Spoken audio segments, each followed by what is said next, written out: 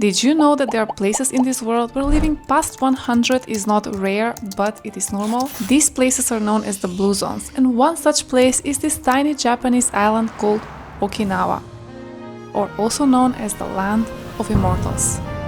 Now, this led me to the question, what do the people of Okinawa eat to live this long? Over the next 24 hours, I will dive deep into the local cuisine of Okinawa in an attempt to find an answer to this question. Snake. Snake. You challenge?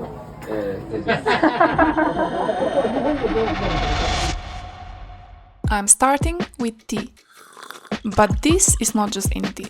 This tiny shop is owned by an 80-year-old woman who sells tea blends made from medicinal herbs harvested right here on this island. Just a look at the amount of herbs she is adding. She told me that they stock over 25 types of medicinal herbs here. And honestly, this shop smells heavenly.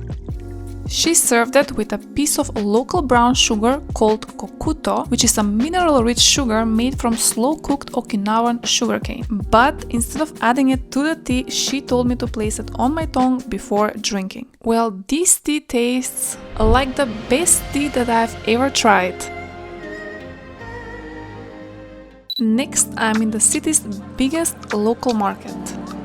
Vegetables make up around 60% of the traditional Okinawan diet, and they are everywhere. Sweet potatoes, seaweed, and bitter melon are some of the staple foods here. Also, isn't this the cutest pineapple you've ever seen? So with all the delicious veggies and fruits around, I just had to try something. Oh yeah, but it's actually not a vegetable. Or a fruit. You know how one thing leads to another, and then at one moment you're admiring all the vegetables, but the next you're just sitting in a dessert shop. It just happens. But this is not your average dessert. This is Santa Andagi, Okinawa's iconic deep-fried sugar donut, which is crispy on the outside and soft and cakey on the inside. They are sweetened with the Okinawa's local brown sugar, which makes them just sweet enough without going overboard. You see, even the world's healthiest diets sneak in a donut now and then. As my life motto goes, living forever is great, but so is a dessert. Next up, it's an onigiri, but with a twist. Seaweed, rice, egg, and spam. Yes, spam. And honestly, it works. But spam in a healthy diet? It almost sounds illegal. This is definitely not what you'd expect from a longevity hotspot. But hey, balance might be the secret. Next to try is Okinawa soba and zenzai. But this is not your typical buckwheat soba. These are thick, chewy wheat noodles in a rich pork-based broth topped with tender pork belly. Honestly, Okinawa soba is a pure comfort. Everything just melts in your mouth. Zenzai is a fluffy shaved ice over sweetened red beans, sometimes served with mochi. However, mine came without. This dessert tastes so healthy and refreshing, it feels like I'm getting away with something. So, grains make up about 33% of the Okinawan diet, and legumes add another 6%. And honestly, they have found some delicious ways to eat them. After all the food, it was time for another tea. But this is not a regular tea. This is Buku Buku tea, topped with a mountain of foamy bubbles made from roasted rice and jasmine tea. It tastes quite light and toasty, almost nutty, and that foam creates kind of a creamy texture. One thing I learned here is a concept called hara hachi. It means eating until you're 80% full. It's a traditional Okinawan practice, and it might just be one of their secrets to a long life. But today is not exactly the day to stop at 80%.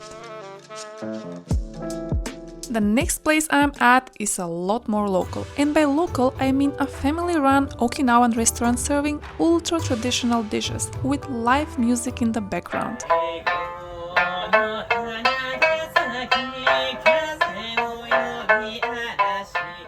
Being the only foreigner in this restaurant, the owner gave me a challenge menu, starting from the easiest level and building up all the way to the toughest. On the first level, I have kelp and seaweed.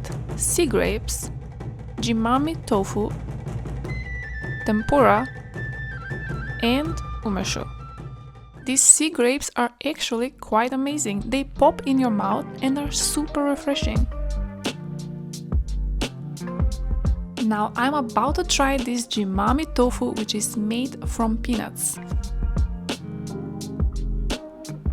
Okay, I didn't expect this, but this is amazing. The texture is similar to silken tofu, but the flavor is just so much better.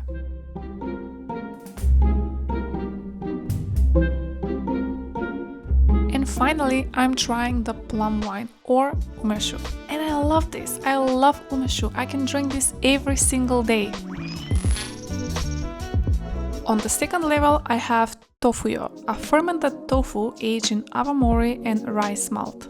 Let's try.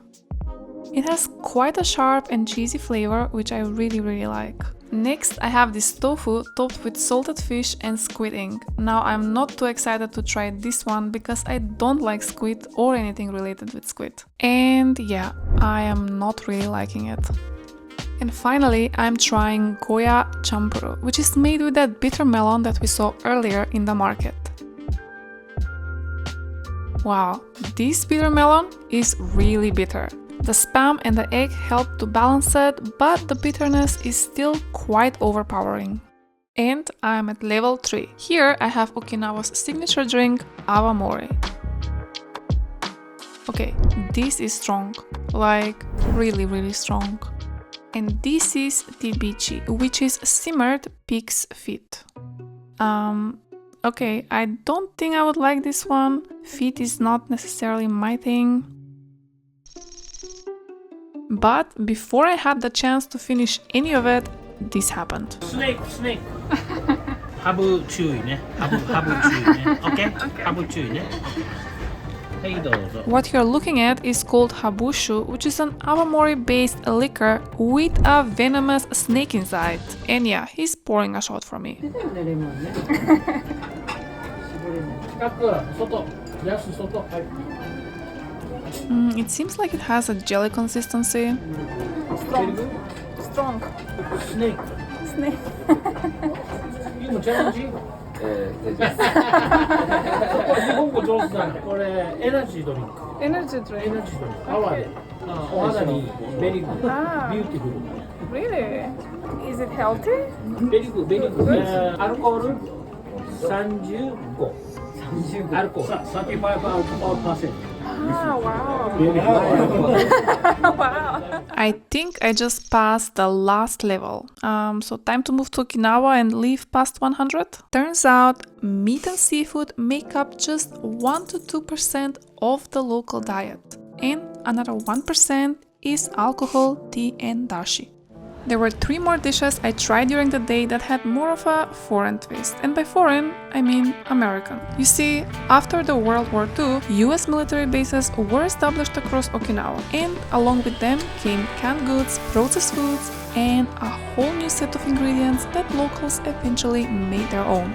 One such dish is taco rice, which was created in the 1980s near a US military base in Okinawa as a quick, affordable way to serve tacos using local ingredients.